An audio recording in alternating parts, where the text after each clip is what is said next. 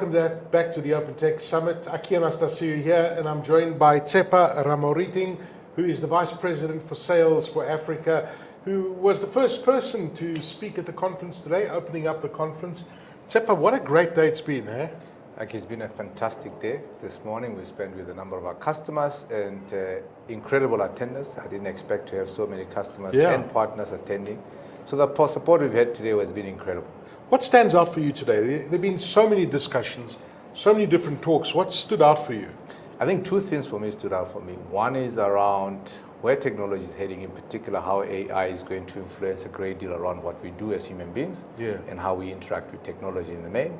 And the second thing is the importance of why our customers should take this whole digital transformation strategy seriously, in particular around protecting themselves from a cybersecurity standpoint, and thirdly, adopting aspects of cloud as a way of fast-tracking their penetration and go-to-market in that regard. And that's where your role as a VP of Sales comes in, because you look after quite an important region, and it's great to see the optimism on emerging markets, because that for me was one of the highlights as well.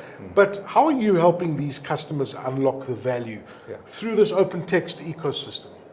There's a number of ways in which we're doing it, Aki. Firstly, I think we are looking at ways in understanding our customers' businesses and what our customers are trying to achieve. And in the main, it starts with firstly that engagement at a C-suite level, where we actually unpack to understand the key strategic priorities that our CEO, CXO, or Chief Digital Officer is trying to drive within the organization as a first point. And the second point that we do is we obviously want to drive a value-based conversation. And a value-based conversation is based around what return is our customers going to get by embarking on a process of adopting our technology, for example. So unlocking that value. Unlocking that value at a financial level, for that matter. So we can get to the level of actually building an entire business case to the point where we get to the rent and sense of the cost and what we believe is a cost benefit. Or it could be driven on the back of penetrating new market in terms of new revenue streams that come in, which is the whole digital transformation aspect of it. Or it could be an aspect of actually saving customer better. So, i.e., you have got churn in your organization as a particular customer, and you realize that by improving the manner in which you engage your customers, it could reduce your churn. Those aspects of efficiencies that you gain are very important, and there's ways in which we can measure them. Now, what's interesting for me is how you have got AI embedded in every single process. That's invisible, it's happening in the background, and that itself is creating incredible customer experience, improving on the customer experience, and it's also making businesses a lot more agile and a lot more fluid, so they can actually focus on what they do best. Correct. And I think part of actually what Suren's messaging was all about, and I think Harry Hedwell has touched on it, is around this whole element of AI and what AI can achieve. And in respect of actually service in particular, we're seeing great opportunities where we're embedding AI technologies AI into the technologies we actually sell. Yes. Because they are improving the efficiency and the manner in which our customers can serve their customers, or they can serve the citizen in a way. So if you take, for example, the element of service management, which is the technology we call SMAX. In that area, we believe there's great opportunity where we can unlock value by automating a great deal of the processes that a human being would be doing, and rather relieving the individuals to go and focus on higher value activities that they would otherwise need to do.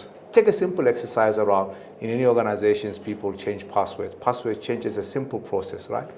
Why should actually somebody be talking to an individual or human being on the other end? Why couldn't it be done? Why can't it be driven by an AI capability on the back from a machine learning perspective, given the fact that the technology has learned over time the typical type of challenges that people or individuals have when it comes to like end of the month, password expires, people come on Monday morning, they've forgotten how to actually, what their previous, or how to change it. It's happened to me before. I know, you arrive for sure. And a simple process like that, where you don't have access to your machine, how many work hours are lost from something like that? Whereas that whole process can be eliminated. Exactly, but more importantly, Aki, is around why should you actually have somebody sitting, spending hours on the back of a call waiting for somebody to come and request a password change, whereas you can automate that process and it can be driven on the back of AI. So there's a new customer that's watching over here, or there's somebody that is not using the full suite of OpenText's services. How does one start the conversation? Where does one go to OpenText, or obviously one of your partners that are over here? How do you start the conversation? How do you start the journey?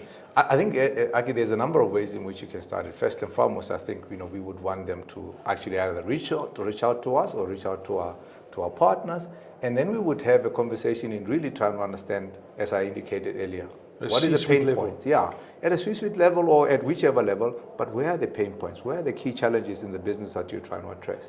And then secondly, we then move it from actually going the next level. Is once we understand that, we can begin to actually demonstrate what it is that we can do and how we can help those customers to get over over the hurdles of some of the key pain points that they've got in their businesses and addressing them. And by the way, the one point I want to make here is that it doesn't have to be a big bang approach. I think we're done with massive projects that take forever to deliver value in the context of customers. Customers no longer have the patience, nor do they have budgets to accommodate long projects or long turnaround initiatives that are yielding value only after a certain period. We can begin to go into targeted areas, go and look for low-hanging fruits where we engage with you. We can prove value very quickly within a 90-day, 120-day type period, and that way you begin to then go back into business to demonstrate the fact that you're gaining momentum and value and progress further up the chain. Well, you and answered my also the question. last point, you can actually get in at any point, at any level. So if, let's say, today, pain is sitting around, security is a key challenge, right? Let's start looking at ways in which we can begin to secure the organization in a particular way, right? And moving up the value chain into the platform side of development, for example, where maybe it may be some of the areas of challenge. I like what you said. It's a simple approach. There's no time today. Correct. You can't start rolling out projects and saying, we're going to start seeing the results in 12 months or 18 months from now. Yeah. This is almost instantaneous. Absolutely. And start with those low-hanging fruits. That's such great advice from Tsepa, who joined as a Vice President of Sales at OpenText. Thank you so much, sir. Only a pleasure. Good to see you. A great conference. We'll be back with some more interviews in a short while. Thank you.